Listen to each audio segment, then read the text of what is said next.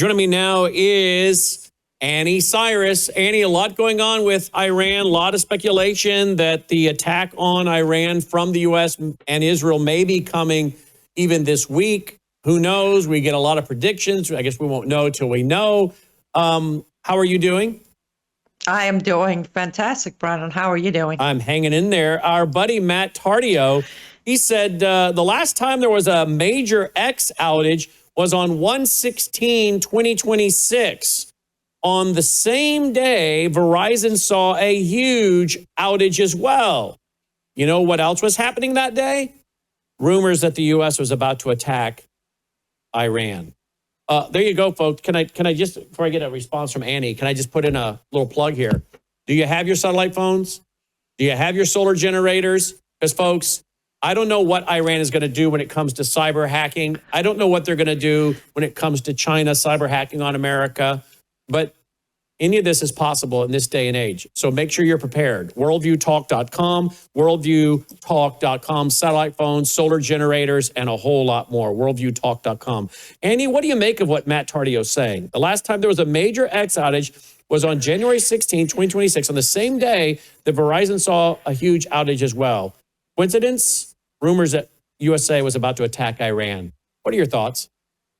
Well, my thoughts on X outage today was that it is definitely IRGC. Really? Not for the fact of there are rumors of attack. We'll get that in a minute. We'll get to that in a minute. But the reason is over the weekend, starting Thursday, but heavily over the weekend, X being by orders of Elon Musk, they removed every single check mark from all Iran's officials' pages. They went from verified accounts to normal accounts. The backlash was, of course, a lot of tough talk from the leaders and the heads of regime. And then immediately today, you see the outage. Also, a few of the pages were shut down by X. Interesting enough, though, IRGC still has a page on X, but that's okay. So my guess was, yes, it is IRGC. They are very, remember, a few weeks ago, first Elon Musk changed the emoji of Iran flag from the Islamic flag to the Pahlavi flag. And all the leaders of regime had to run and remove the emoji from their pages because now their name was showing up next to Pahlavi flag. Then it was followed by their check marks removed and some of their pages shut down. That is my reasoning behind saying it is IRGC attacking X. I don't think it's the rumors of U.S. attacking. Again, as you know, from day one, from January 13th until today, I kept saying it's not coming the day everybody's expecting it to come. It's not coming anytime soon. Remember, in a couple of hours, we're doing the second round of negotiations with Iran in Geneva at Oman's embassy. Witkoff's already there, Kushner's already there, Araghchi's already there, Oman's foreign minister is already there. So I understand that automatically most people say, oh, attack's coming. Somebody lifted a finger because attack's coming. But as I said, there's a second round of negotiation happening in a couple of hours. I highly doubt the IRGC attack on X had anything to do with the rumors, but rather everything to do with the loss of power by one switch of turn off all verification badges. Amazing. Absolutely amazing. All right. So what do you think could happen to America? Should we attack Iran? What do you think could happen? We should not. On a personal level, again, I have always said we should stay out of it. 12 Days War, I said to stay out of it.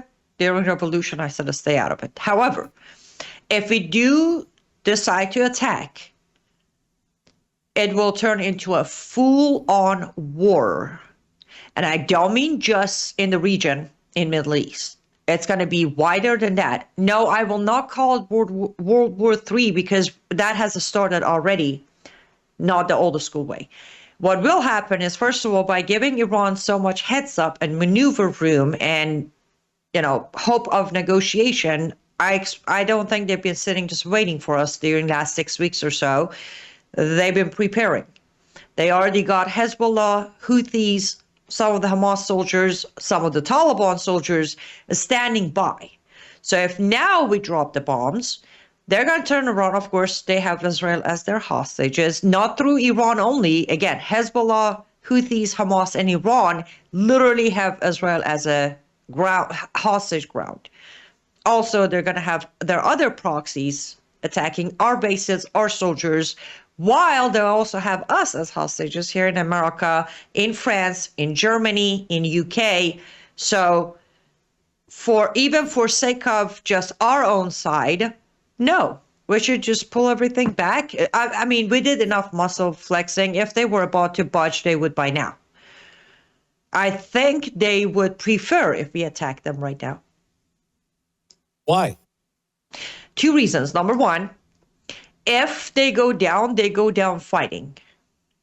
They go down fighting and they get to kind of clean up the mess they left behind during the 12 Days War.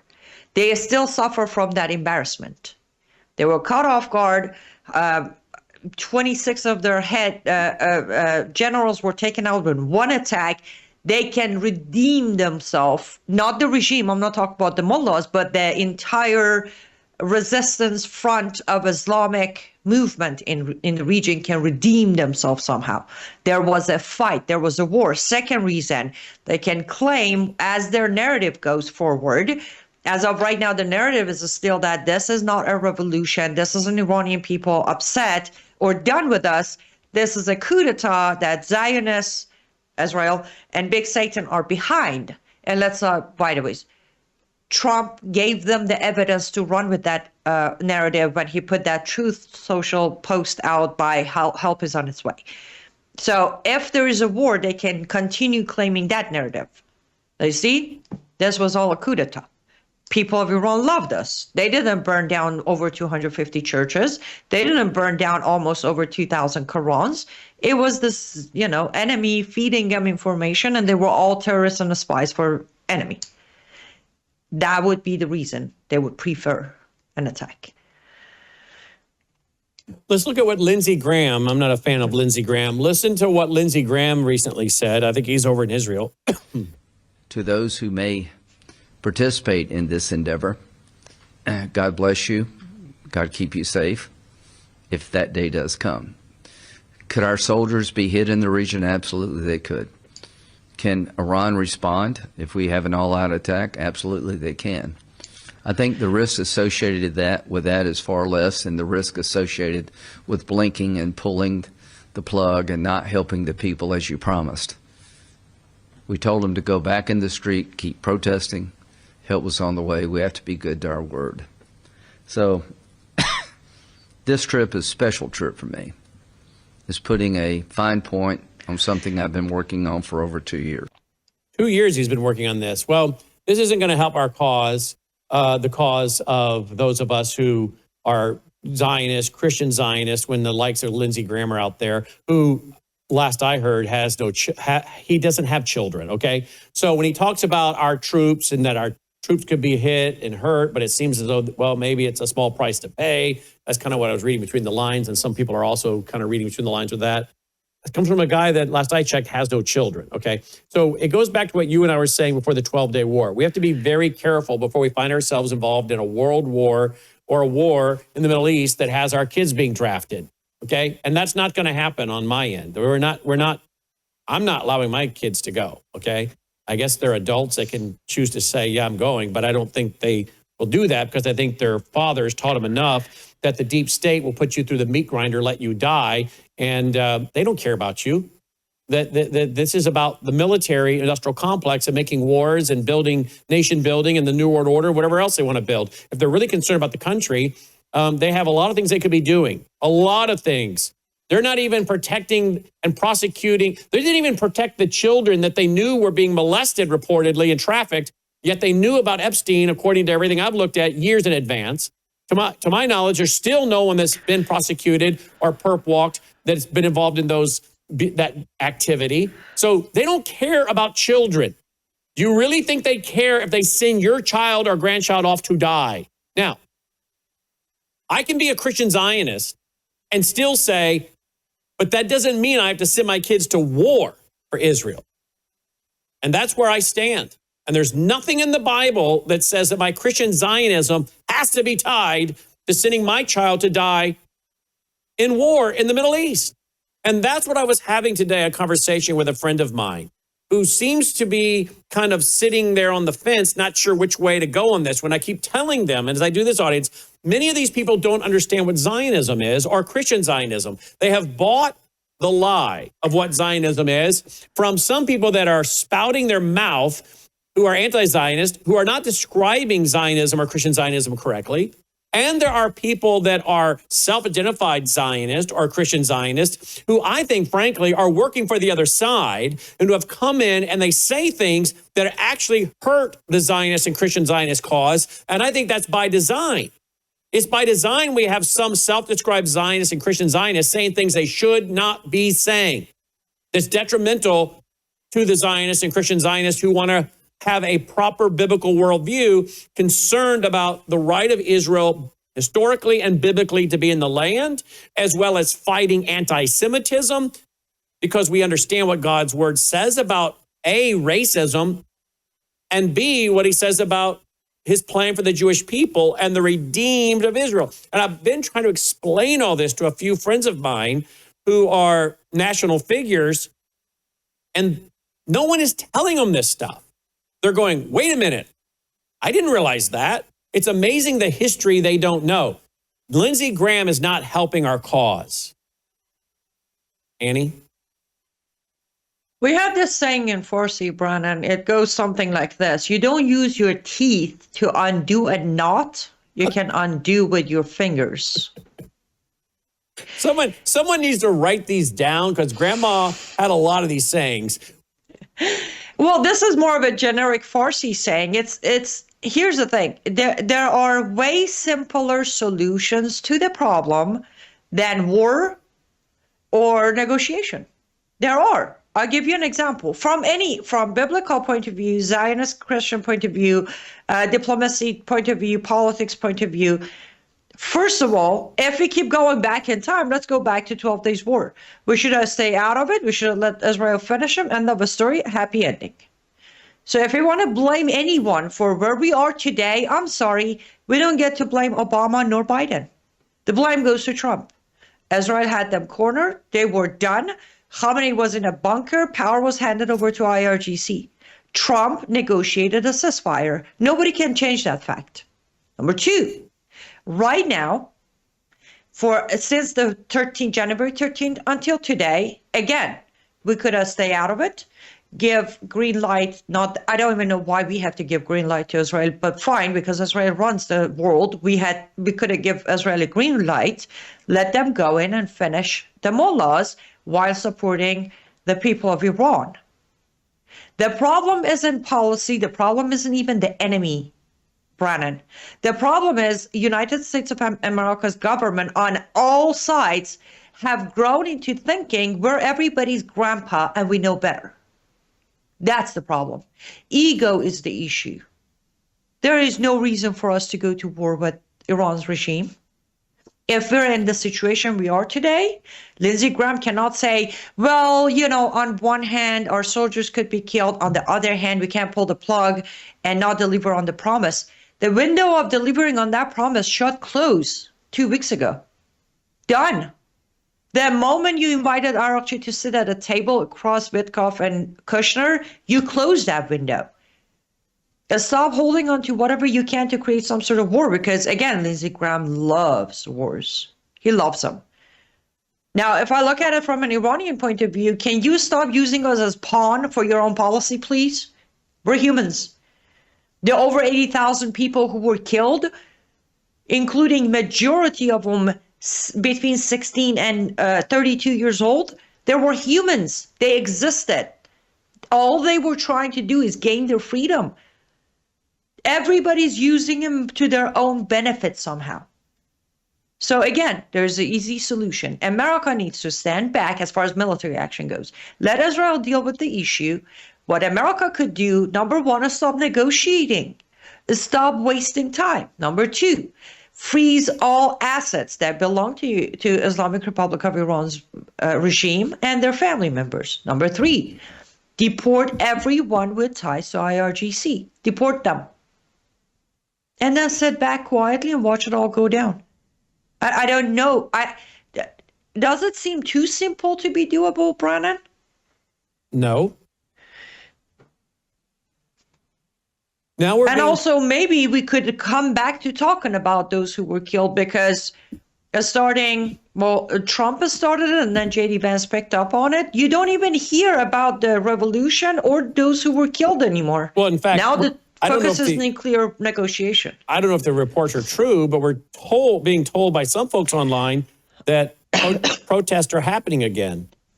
Yes, they are happening. Last night, our local time, morning of Iran, IRGC and riot police literally surrendered a full village, took the people of the village hostages. There are videos of them kicking doors down, going in, dragging people out of their houses. They arrested hundreds of people this morning, Iran morning time. Over what? They did a funeral for one of those killed, where they had a gag order to do the funeral in the middle of the night with no publicity. That's where things are. The revolution is ongoing. The chants are ongoing. Executions are, for the record, nobody has stopped any execution. In good authorities, no killing ever stopped. From January 8th until today, they are still killing people. And this morning, I personally reported on 2 new execution orders. One of them on a 16-year-old. Brandon, he's 16 years old, and this morning, last night, our local time, his parents received his execution order. So yes, it's happening. And let's not forget, regardless of how much all the mainstream and alternatives such as Newsmax would look the other way, on Saturday, 2 days ago, police departments of Los Angeles, Munich, and Toronto reported themselves that between these 3 major cities, added London and Paris, 1 million plus people showed up at rallies. 1 million plus people showed up in just 5. Munich by itself brought over 350,000. So yes, this is still the last battle. Everybody has a right to make their own decision. They want to cover it. They don't want to cover it. They want to negotiate. They don't. But Iranians have made up their mind. This is the last battle, one way or another. And at his speech in Munich, Crown Prince Pahlavi did repeat that we need intervention. But even if that doesn't come, we will finish this. Let's see. Here is, I guess this is what you're talking about. 4 a.m. today, the IRGC has carried out a large-scale operation deploying military vehicles and heavy weapons. Hundreds of residents were arrested, including children under 13, and many were shot. Is that what you're talking about? Yes, that is the village I'm talking about. Chenar Village. Chenar Village, yes. All of it over a funeral. A lot of family members received that order that we will give you your loved one's body, but you're gonna have to bury them in the middle of the night before the morning call to prayer, and nobody can attend. This family decided, the entire village decided that we're not gonna follow. They did a full funeral. Everyone in the village showed up. They filmed it. They posted it. Next day, their village was literally raided by IRGC and riot forces. And now the Iran International is reporting Iran court issues death sentences to 14 protesters in online proceedings.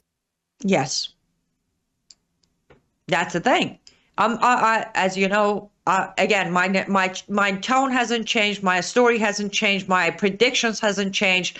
But it is very frustrating for anyone who sits there and said, Trump confirmed they stopped the killings. I'm sorry. Who do you think Trump is exactly? Their dad? They're too afraid to lie to him? How can he even confirm such a thing? Do we have eyes inside Iran? Do you remember why we walked away from Iran deal? Because they wouldn't let our inspectors go inside. We couldn't monitor their nuclear program. You think we can monitor their executions every morning? But I guess when people choose to be in denial, there's nothing you can do to snap them out of it. That is supposedly the city of Abaddon. Abaddon, yes. I'm getting pretty close on these names, aren't I? You're getting very good at saying these names, yes. No, the gatherings are happening. Yes, you don't see them in as big numbers as you did on January 8th and 9th, because as I said, many are arrested, many are injured, many were killed.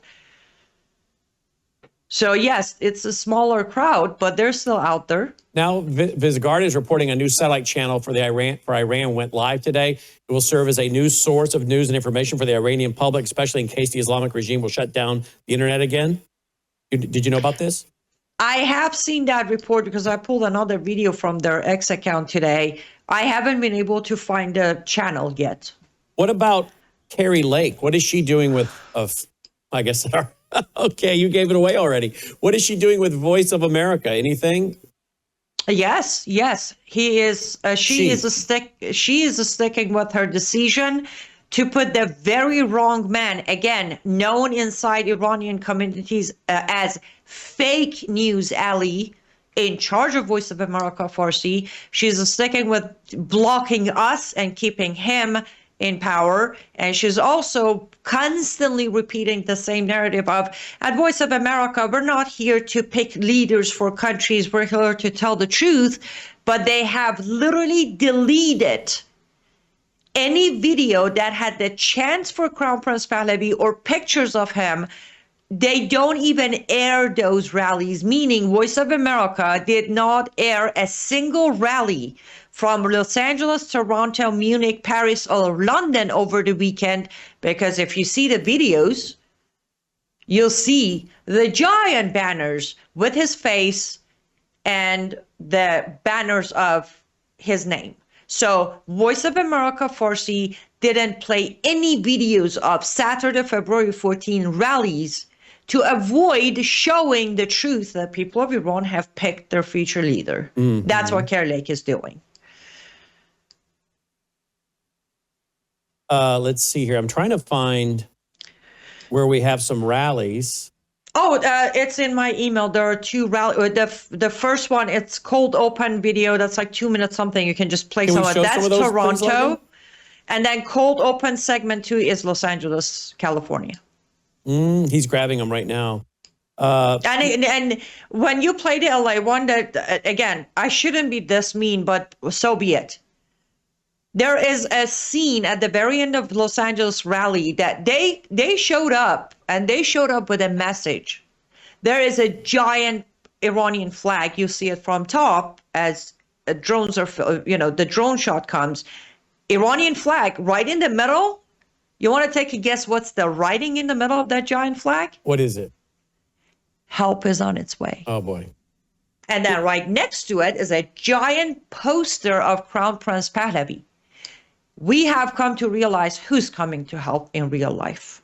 Here's the, I think this is Iran International report from this weekend. Here in Washington, D.C., where thousands of Iranians have gathered in support of Prince Reza Pahlavi.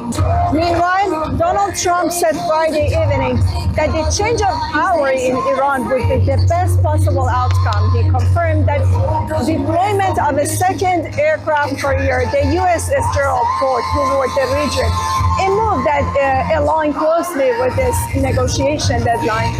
Trump says Iran has talked for 47 years, no action, and now it's time for action. He insists there will be no uranium enrichment and hinted the broader change may be necessary. Talks are still scheduled in Geneva next week. So the message right now from Washington, D.C., diplomacy is on the table. Negotiations are on the table. All right. Look at that. There you go. Look at that That's footage. Los Angeles. What? That's Los Angeles. Los Angeles, California, February 14, confirmed by LA Police Department of 300,000 plus. Here's the banner. Help is on its way next to Crown Prince Pahlavi's poster. And this is Toronto. Toronto confirmed close to 500,000 on the streets of Toronto, Saturday, February 14. That was 2 days ago. And genuinely, how can anyone, I'm not going to name names, but how can anyone say Crown Prince Pahlavi is a good guy, but I don't think he has the popularity in Iranian people? Like, you look at that, you're like, yeah, sure. I mean, everybody in that street, every single one of them are flying, I don't know, I guess MEK's flag with Maryam Rajavi's picture on it. And that's why I'm very proud of my fellow Iranians. They are not letting the narrative take over. For first time ever, we're changing the narrative. We have 3 major cities, LA, Toronto, and Munich. The police department putting out posts on their X accounts thanking the Iranian people for being such civilized people who showed up with no incident, no fights, no injuries, no damages, and picked up their trash when they went home. Isn't that something? And look at what the United Nations is doing. I guess they're saying that tomorrow, that would be today, for the first time, the Islamic regime in Iran will take a seat on the United Nations Human Rights Council Advisory Committee. Representative Nadapur has a record of enabling regime abuses. Well, I mean, are we shocked by that when it comes to the United Nations, who is pro-Islamic and pro-Marxism? I mean, their Secretary General, I think, is a Marxist, Antonio Guterres. He is. And also, before this announcement came out, again on February 11th, United Nations invited Araghchi, which is the foreign minister of Islamic Republic of Iran, the guy who's sitting down with Witkoff and Kushner.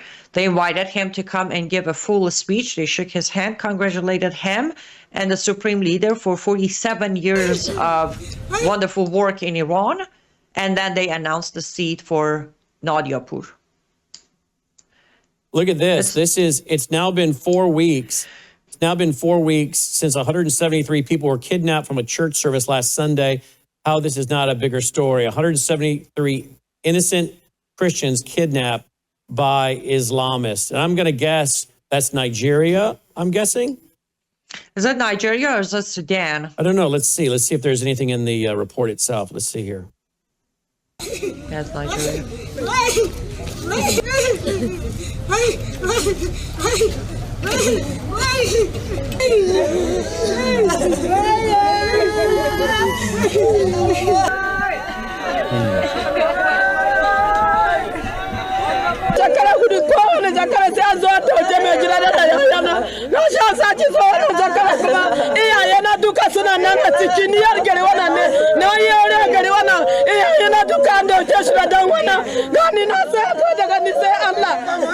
Ashe sun riga sun mamaye garin gaba ki daya. In ka gudu ka je can ka je ka same su. In ka gudu can ka je ka same su. Sun tara mu sun kai mu can wancan ecclesian kurmiwalitu. Da sun kai wurin da mu sai sun buga mu sun ce mu je daji. Da sun buga mu mun tafi daji muna kan tafiya da sun kai wani wuri sai sun ji sun saya wurin nan buzun daji ne sun ce mana sun fara duka mu mun je mun samu mashina da ogan a wurin. Sai sun fara dukan mu a wurin da sun gama dukan mu sun sa mu wurin su rauni. That's horrific, Annie. It is, and again. Yet, can I just interrupt you? Sure. And yet we've had how many days now of Fox Nancy Network, FNC? FNC I now call Fox Nancy Network. How many days are we on this? 11, 12 days now? I mean, we have so many stories that should be talked about and brought to the attention of the world.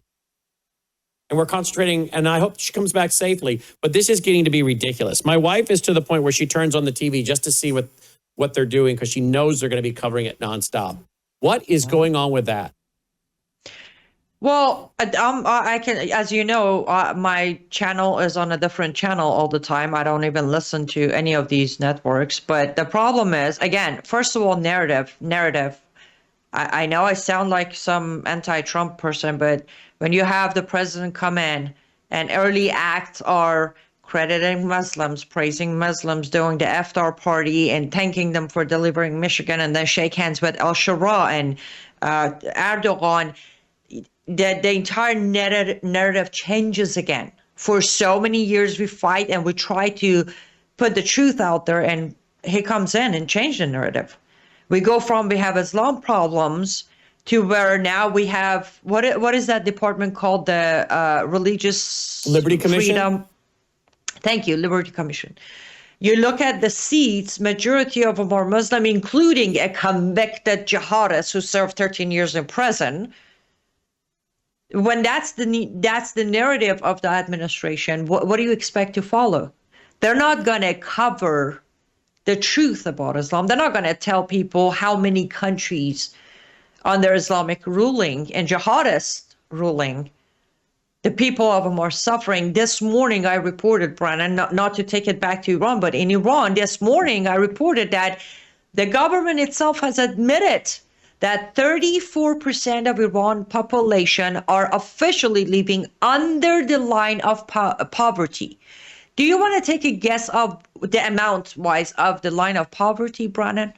For 34% of population, what do you think line of poverty should be per month? Income was No idea. $900 to $1,000 A month. a month, and 34% of Iran can't even afford that life. In a country that is so filled with natural resources such as gold, silver, oil, gas, pistachios, saffron, opium, you name it, they have it. Same thing with many of the African countries.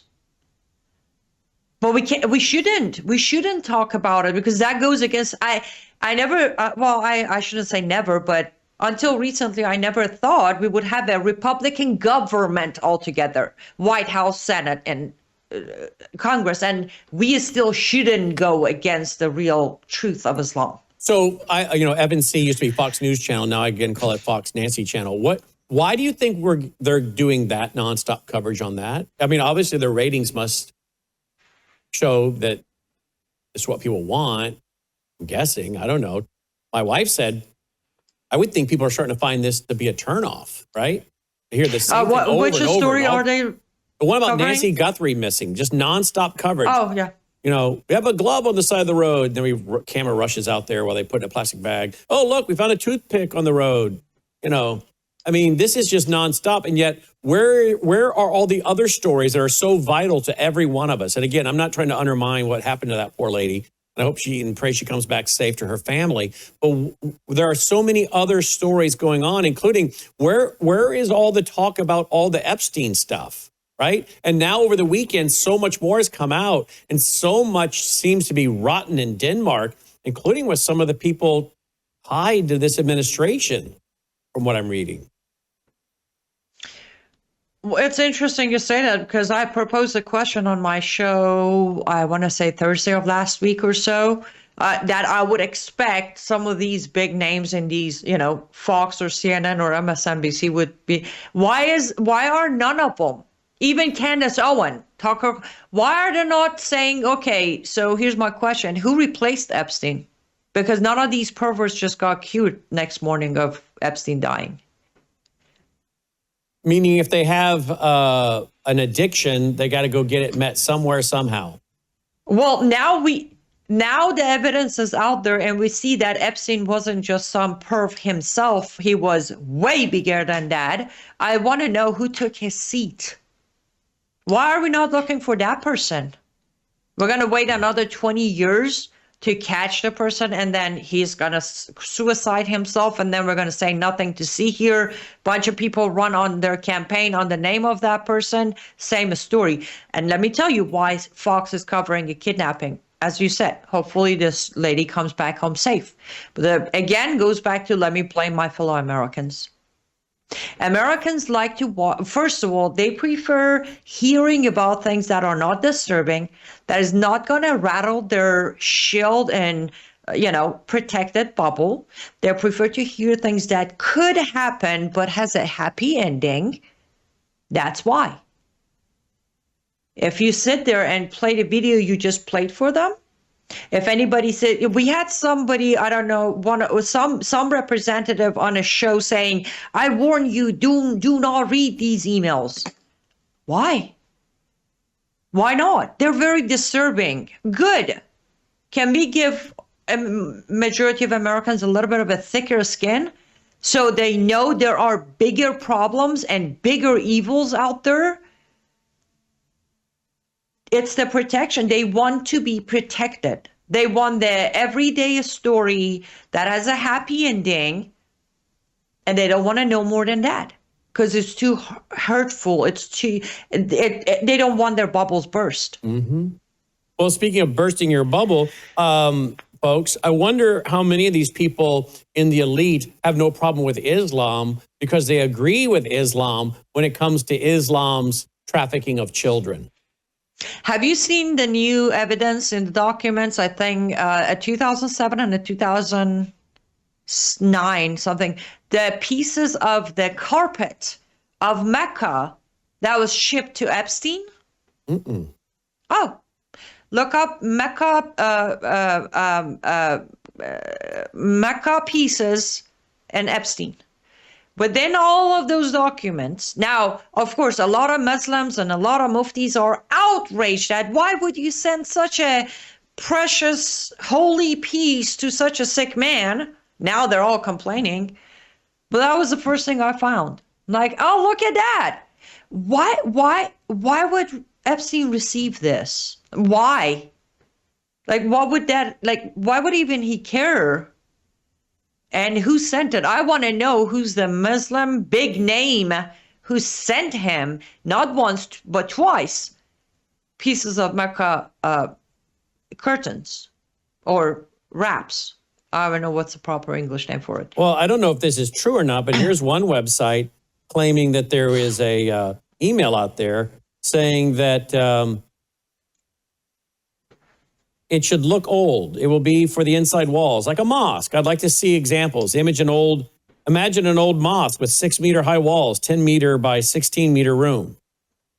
Oh, there are actual pictures of Epstein inspecting the piece. I've seen the pictures. I've literally seen the pictures. It's in the Justice Department website itself. So yes, you're right. But who's going to believe that? All right, Islam... here we go. The drape from Muslims' holiest site. Yes, there you go. The Kaaba was once gifted to Jeffrey Epstein, who then used it as carpet. Absolute Olympic level rage bait. So where are you saying that? Where are you saying that this carpet had been? Mecca. Kaaba is the actual cube that is inside Mecca in Saudi Arabia. You think he was a convert to Islam? No, I don't think he was a convert, but I'm pretty sure he didn't mind all the gifts and expensive gifts and money coming from Muslims. Do you believe that some of the elite that are into all this is one reason why they are so friendly with Islam, because yes, they have a shared perversion? Yes. I don't know when, some time ago, long ago, 5 years ago or so, I did a show when I said, let me explain to you why the highest rate of conversion in America to Islam is taking place inside prisons. Because if you're a rapist and somebody comes to you and say, oh, you're a rapist? Who did you rape? They tell you who they raped. It's like, well, become a Muslim, and not only you didn't commit a sin, but you'll be rewarded for doing what you did because you raped a kafir. You killed someone, become a Muslim. You'll be rewarded for killing a kafir. You took extra money and stole from a kafir. That's okay. You consider them dhimmis. This is why the highest rate of conversion to Islam in America is taking place in prisons through criminals, because they get rewards for being criminals. That's why. Same thing applies to these pedophiles. There is no pedophilia. They call you a prophet when you have a 6-year-old wife. What better path to take than go ally yourself as a pedophile with them? They might call you a prophet one day. I know I sound like I'm joking, but I'm serious. God help us. Let me go to one other clip. This gentleman is warning. Apparently, he has seen what you have seen. He's warning about what you're warning about. And that is when the left and the right merge. This is an Iranian refugee. Listen to what he says. I'm a political refugee from Iran. I've been to prison, I've been under Islamic law, and I know how it starts and I know how it ends. And it always starts with the, for some reason, unity of left and Islamists, and it scares me. So I came here to be free. I chose Canada as my second home to be live in a free country. And I'm beginning to get really scared because the way things are going, it looks like they're going to basically appease Islamists just to not raise any ruckus or something. They're just going to appease them step by step, and they're not going to stop. They see it as a sign of weakness, so they're going to take more and more, and I'm against that. I believe Canada should be free, and freedom of speech is something that nobody can take. Obviously, that's what you've been talking about, right? Red-green axis, yes. And now he says he doesn't know, and I understand not everybody digs enough. He doesn't know why it's always an alliance of Islamists and left. But the reason is that, first of all, they have a common enemy, which is freedom. And they also have common tactics, which is fear, chaos, blood, threats, rape, murder. That's why it's always Islam and left. Lack of values. Well, let That's me go to a book that has just been completed and it's about to come out. And it's written by none other than our broadcast partner and friend, Annie Cyrus. If you'd like to go ahead and pre-order a copy, here it is right here. It's available come May 5th, but you can do a pre-order right now at liveuptofreedom.com, liveuptofreedom.com. The Architecture of Jihad, inside the ideology, law, and global structure driving Islam's multi-front expansion. There it is, right there. You can get a pre-order at liveuptofreedom.com. Tell me a little bit about it before we let you go, Annie. Sure. Well, before I do that, I should thank you because you gave me such a wonderful and kind and encouraging advanced praise that with your approval, we decided to go ahead and use it as back cover praise. So thank you for that, Brennan. You're welcome. Thank you for taking the time to read the pre-published manuscript. This book has 11 chapters. 10 chapters are the 10 different faces of jihad. Most of the time when we say jihad, especially in Western countries, everybody's like, everybody pictures Boston Marathon bombing, September 11, the Paris train. And then a smaller group will think of, they're taking over by immigration. And then a little bit more educated on the topic would say, yes, they're infiltrating our politics by running for offices. And pretty much we end there. So I decided it's time for those who are interested on learning and knowing the truth to get to know the entire 10, not 3, but the 10 faces of jihad. And the book goes from Muhammad time, how Muhammad used it, how historically it was used and modernized into what we face today as more of a modern forms of jihad. Of course, as you know, I like to show receipts, so it's heavily noted, heavily documented with lots of examples. And I'm very honored that the book was forwarded by the godfather of counter-jihad movement, Dr. Bill Warner. And as he phrased it, it is by far the first book that not only talks about jihad and the problems, but at the end of every chapter, I offer practical countermeasures for everybody to be able to reverse the damage that was done without having to be powerful, wealthy politician. Everybody can apply those countermeasures and help us reverse the damage of Islamization and conquer of our country through jihad. Wow. Logan, can we play one of the clips, one of our AI clips for Annie? As you know, Annie, I've been talking to you about it as well. We're using the AI to make images. Last night on my Bible study, where is that computer? I can plug it in and show you. Last night on my Bible study for the book of Daniel, Daniel chapter 2, if I can grab this. I spent quite a bit of time, about an hour, maybe a little more than an hour, asking AI to make me some graphics that I could put in my Bible study last night, trying to tell the story of Daniel going before the king. And in my lesson last night, I'll show you a couple of the pictures I came up with. I had to talk to the software program and tell it what I wanted until I got it. You have to argue with it a little bit. So I finally got it what I wanted. So here's King Nebuchadnezzar lying in his bed, thinking about the future, and he has a vision or a dream of a statue, head of gold. We know that's Babylon. And it's silver, and it goes on from there. We, of course, have the different empires that came and went, which drives the skeptics and critics crazy because they happened just that way, and that's why they're always trying to drag the story of Daniel and this dating of the book 600 years in the future. Well, off of that artwork that I had AI develop, I said to Logan today, can you take that same artwork and you develop for me an image of the king seeing? And that's it.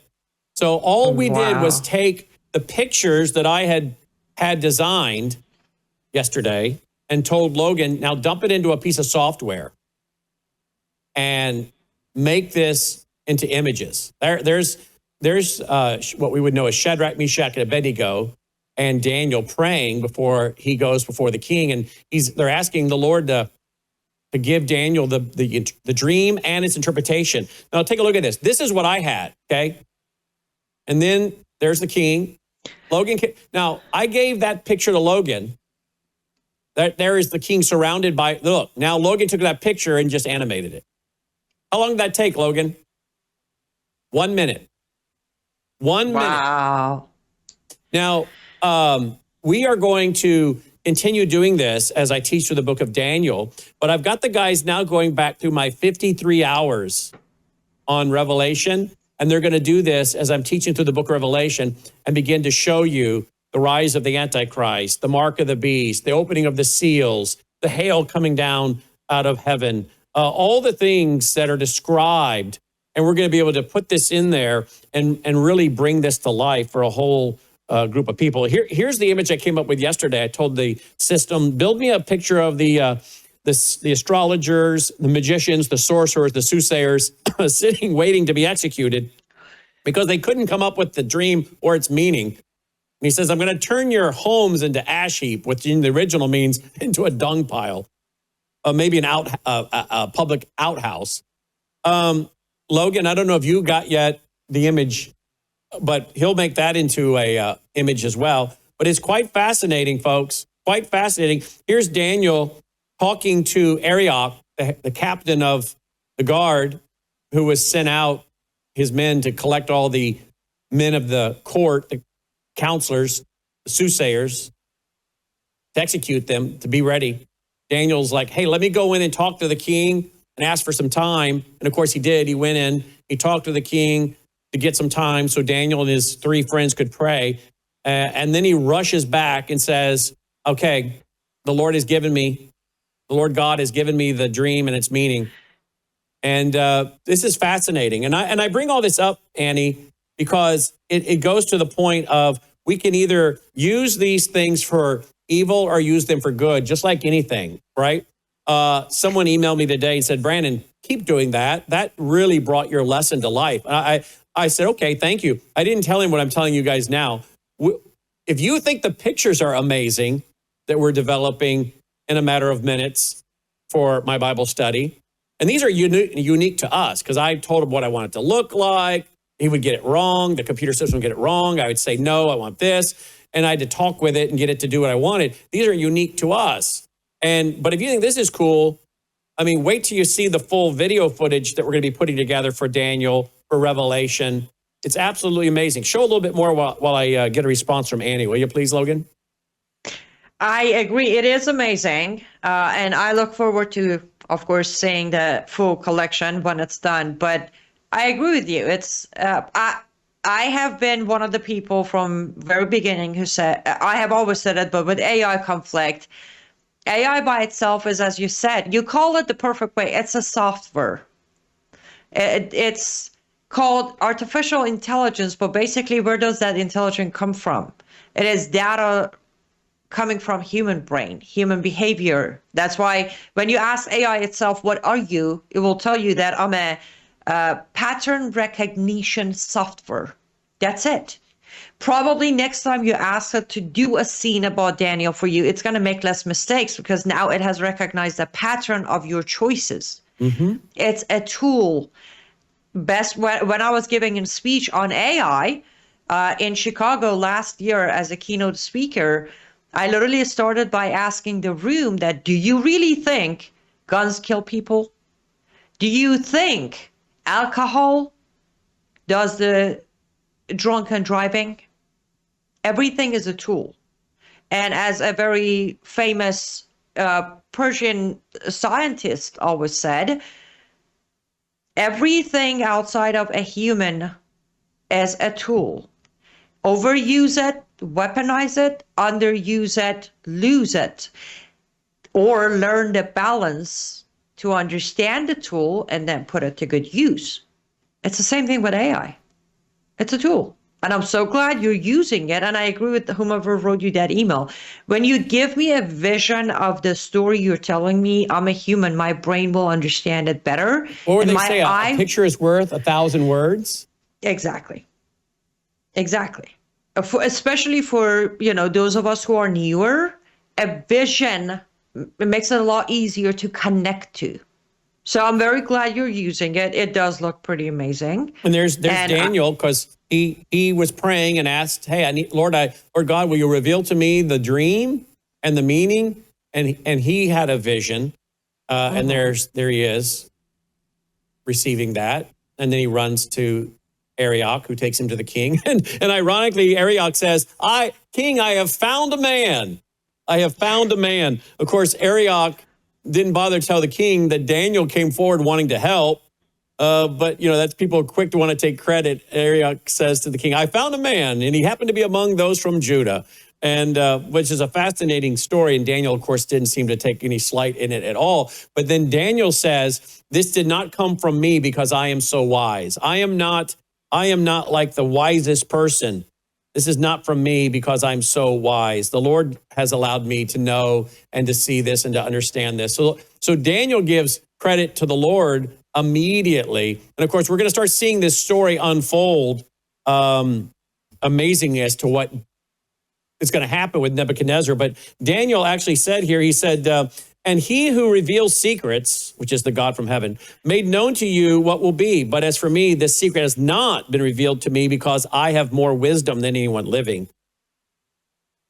And what's so interesting to me is that we have people today, leaders today, as I said on radio, they're so boastful about what they will do and have done and will do and how perfect it is all the time. And here's Daniel. Daniel could have quickly said, look, King, here's what I can tell you. Here's what has been revealed to me. And he could have used it to be about himself, but he didn't. He used it to be about God and to use it as a witness to Nebuchadnezzar. And we're going to have the story unfold. Of course, anyone who's a student of the Bible knows that eventually Nebuchadnezzar would not humble himself. So the Lord had him out eating grass like a wild animal for 7 years. And I keep wondering how long before the Lord publicly humbles some of our world leaders that are taking an awful lot of credit. But as I said last night, the world says, watch what we can do. And the believer says, watch what God will do. I'm having, we're only in chapter 2, but like the book of Revelation, I'm having a great time studying it and the parallels between now and then. Just like the king having all of these counselors around him who are into paganism. Soothsayers and magicians and all of this occultism. I hate to say it.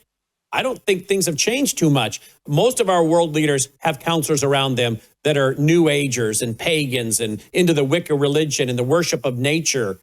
It really hasn't changed. I mean, I think about Paula White, being in charge of the religious commission there. This woman, that's pure shamanism, I think, what she practices. This idea that the power of your words to create reality. That's shamanism. That's, I think, in the occult. I lay it out in one of my books. times haven't changed. Leaders are still surrounding themselves with pagan leaders, many of them who are deviling around dealing with the occult. It's sad. What's sad is many of them call themselves Christians, but they're not really, I don't think, dealing with much different forces than that of the counselors of Nebuchadnezzar. So there you go. Yeah, I definitely look forward to seeing this. But about what you said, using another analogy is, you can have the most advanced TV, the new fridge where it takes your order, makes your order list and send it to Amazon. It's just like, if you stand in front of it, say, I'm sad, it's going to start singing for you. The best of it all. But at the end of the day, you have to plug it in for it to work, right? That electricity, that discovery, that is the Bible. I don't care how advanced our life gets. I don't care how great we learn and we come to discover and create robots and become, create fake wounds to create. It doesn't matter. The root of all of it goes back to the Bible. So it doesn't matter when we read it. At that time, we will connect to it if we're reading it, not through our understanding, but His.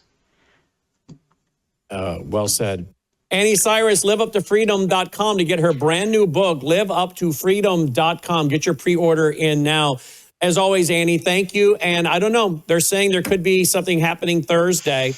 We're being told that the pizza orders at the Pentagon may go spike on Thursday night. But we've been told these kind of things before, so we'll see and we'll wait. But when it happens, we'll obviously be grabbing you and doing breaking news programming. So thank you. I'll be ready to go. I know you are. Thank you, Brennan. Annie Cyrus checking in tonight. Folks, you appreciate all we're doing here. We need your support, pushing out as much content and information as we can using the technology.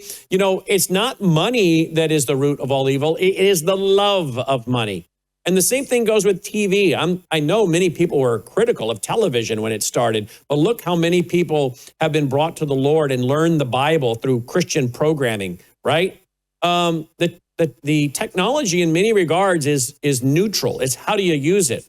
And of course, we're using these powerful computers and software and servers to, do what you just saw. Bring the Bible and the stories of the Bible and a biblical worldview and Bible prophecy to an audience throughout the world to help them better understand what's happening and what the Bible said and how it applies to today and what is yet to come, because so much of the Bible is prophecy that is yet to be fulfilled.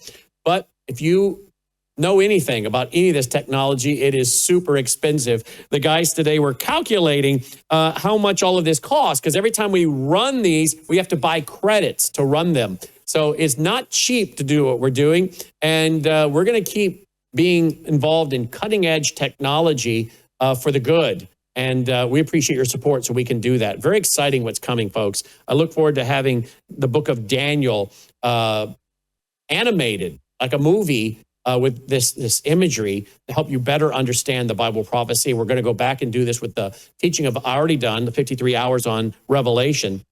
But if you appreciate it, we need your support. Worldviewfoundation.com, worldviewfoundation.com. Thank you for your support.